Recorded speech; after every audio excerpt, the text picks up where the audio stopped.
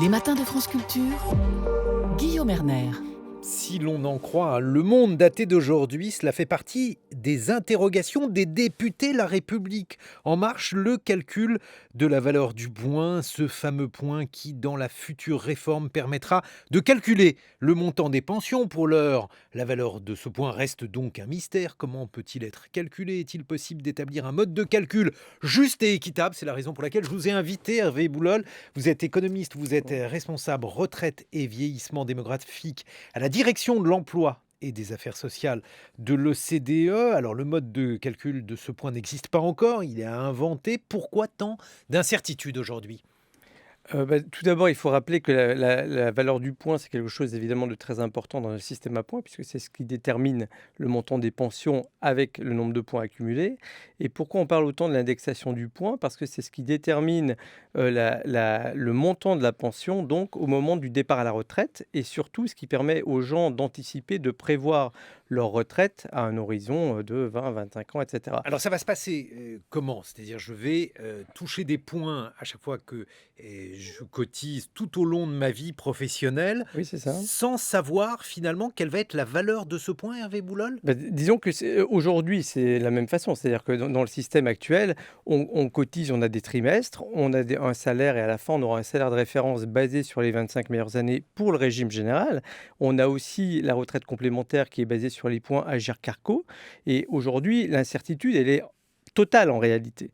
Là, ce qui est important, c'est de essayer de déterminer une règle d'indexation qui permet à nouveau de prévoir et également de faire évoluer de manière équitable, entre guillemets, cette valeur du point d'une génération à l'autre au moment du départ à la retraite. Il faut bien comprendre que dans la situation actuelle, on est très loin de tout ça. Donc c'est important de fixer ces règles d'indexation. Les régimes par points dans les pays de l'OCDE ont toutes des règles d'indexation. Donc on peut discuter si c'est le salaire, le revenu par tête, le PIB, la masse salariale, etc. Mais ce qui est très important, c'est d'avoir des règles claires. Et à nouveau, ce n'est pas le cas aujourd'hui. Mais alors, on pourrait se dire que finalement, moi, ce qui m'importe en tant que futur retraité, c'est tout simplement de savoir que mon pouvoir d'achat par rapport à la retraite, au niveau de retraite que j'imagine avoir, sera préservé. Ça, c'est simple quand même, Hervé Boulol. Oui, c'est assez simple. Mais aujourd'hui, est-ce que quelqu'un peut dire, quelqu'un qui cotise pendant 20 ans, donc il y a, mettons, 40 ou 45 ans, peut dire quelle est la retraite à laquelle il peut s'attendre dans le futur? Bien sûr que non. Et ce qui est important pour les futurs retraités, c'est d'avoir une pension qui est un remplacement des salaires passés, ce qu'on appelle le taux de remplacement. Et c'est pour ça que la référence importante, c'est le salaire ou le revenu par tête qui permet justement d'assurer ce taux de remplacement. Aujourd'hui, si je prends l'exemple du secteur privé, qui est quand même le plus gros du système français, les régimes complémentaires qui sont gérés par les partenaires sociaux Agirc-Arrco représentent à peu près, ordre de grandeur, un quart de la pension. Mhm. Il n'y a pas de règle. C'est-à-dire c'est totalement discrétionnaire. C'est le seul pays de l'OCDE où Qu'est-ce que ça veut dire? Il y a pas de c'est-à-dire qu'il n'y a pas de règle de l'indexation de la valeur du point. On ne sait pas. Et si on regarde dans le passé, Mais il y a quelqu'un qui sait. non. Alors je vous dis ce qui se passe. C'est que dans le passé, la valeur du point était indexée sur les salaires. Après, on est passé sur les prix. De 2014 à 2018, on a gelé la valeur. Maintenant, on a l'accord qui, de 2020 jusqu'en 2023, assure l'indexation sur les prix. Et de 2023 à 2033, l'accord, c'est d'avoir les salaires moins 1,2%, sauf si les salaires sont plus faibles que les prix. Et dans ce cas-là, ça sera les salaires. Enfin, voilà. Donc c'est incompréhensible. Aujourd'hui, c'est ça la situation dont on parle. Donc, Pourquoi faire aussi compliqué, Hervé Boulol? non, mais là, ça, c'est la situation. Donc aujourd'hui, Pourquoi est-elle aussi compliquée, cette elle est situation? aussi compliquée parce que les partenaires sociaux ont réussi, c'est vrai, à assurer la pérennité financière de leur régime complémentaire. Donc c'est bien géré de ce point de vue-là, mais avec une règle qui est complètement discrétionnaire et donc qui pose des problèmes très importants de justice, d'équité d'une génération à l'autre. Pourquoi le débat est ici extrêmement important? Parce qu'on veut avoir des règles très claires sur l'évolution de cette valeur du point. Évidemment, ça doit dépendre des salaires, parce que sinon, on ne peut pas assurer un remplacement des salaires passés. Donc, on ne peut pas savoir quelle va être l'évolution des salaires futurs, mais il faut que ça soit conditionnel à l'évolution des salaires. Donc il faut simplifier.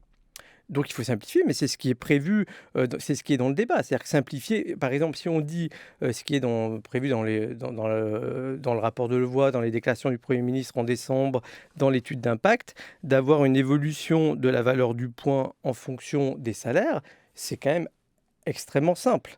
Alors là où ça devient, c'est vrai, un tout petit peu plus compliqué, c'est que ça n'assure pas nécessairement l'équilibre financier et qu'il faut donc rajouter une règle d'or en France. Alors c'est le cas dans les autres pays. En Suède, par exemple, Mais là, ça complique tout parce que ben oui, pour mais le ça complique tout parce que simplement, lorsqu'on dit, oui, c'est vrai, mais lorsqu'on dit je vais faire une indexation sur les salaires, ça ne veut pas dire que donc ça, je maintiens mon taux de remplacement, ce qui est un objectif important, mon remplacement de mes salaires passés, mais ça ne veut pas dire que j'assure l'équilibre financier. Et donc les systèmes qui ont ce type de mécanisme, je prends la Suède par exemple, ils ont justement une règle d'or qui s'appelle un mécanisme d'équilibre. L'Allemagne a une règle d'or qui s'appelle le facteur de soutenabilité ou d'ajustement. La Finlande donc forcément, c'est pas un pilotage automatique le système de retraite. Donc on peut mettre des règles claires qui améliorent la transparence, la lisibilité, ce qui n'est pas le cas dans la situation actuelle, mais ça ne suffit pas nécessairement et il faut effectivement qu'il y ait de toute façon quelques ajustements. Bon, on comprend bien la logique, mais on se dit que c'est peut-être très compliqué, trop compliqué de courir 2 lièvres à la fois. Est-ce qu'on peut à la fois assurer un taux de remplacement et maintenir la règle d'or, comme vous dites, Hervé Boulal? Alors, on peut jamais totalement, parce qu'il y a des incertitudes de toute façon. Et il peut y avoir des chocs économiques qui diminuent la masse de cotisation, etc., dans le système par répartition. Mais ce qui est très important, là où vous avez raison, c'est que ce qui est important, c'est de prendre en compte les évolutions, par exemple, de l'espérance de vie. Et j'ai montré dans un papier en juin dernier que ce qui est important, c'est justement de garder la référence sur le salaire, mais de prendre en compte les évolutions de l'espérance de vie, donc une règle, l'ordre de grandeur qui marcherait, qui irait dans votre sens, qui permet d'assurer l'équilibre financier, ça serait les salaires moins 0,4% par an. Voilà. Mais dans tous les cas, il faut de toute façon un mécanisme d'ajustement qui doit être autant que possible à la marge. Merci beaucoup Hervé Boulol. Je rappelle que vous êtes économiste et responsable retraite et vieillissement à l'OCDE, l'Organisation pour la coopération et le développement Merci à vous. économique, 7h21.